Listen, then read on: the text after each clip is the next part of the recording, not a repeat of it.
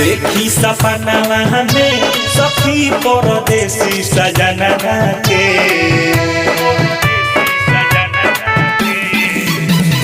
देखी सपनावा हमें सखी परदेसी सजना के। लेके हूँ बंदे बाजा आइल हमरा दरवाजा, डोली में लेके कोई धक्के सखी रे बाजा। संग सुतल रही पिया के भवनवा में। देखी सपनावा हमें सखी परदेसी सजनवा के। देखी सपनावा हमें सखी परदेसी बलनुआ के। परदेसी बलनुआ के। Recording by RRT digital recording studio छोड़ादाना। धीरे से पिया जब घुंघटा उठैले नाहिले नी मुँह देखौनी।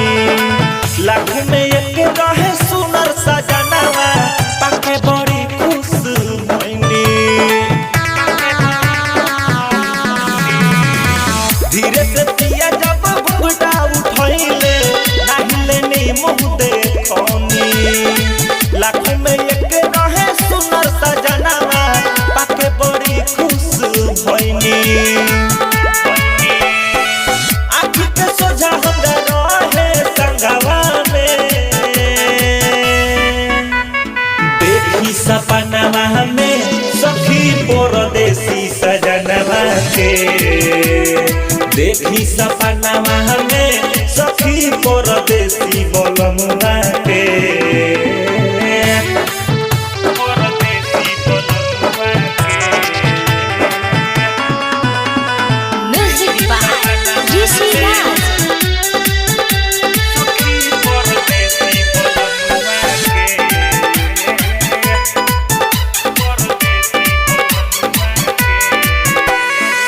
राज के बात सुना का हम बताई, काका संगे हमरा कोइले।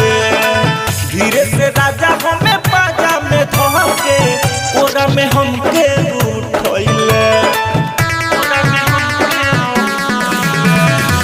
उर्जाऊ में से देवरा के भेजाई, धीरे से हमके पुलैले।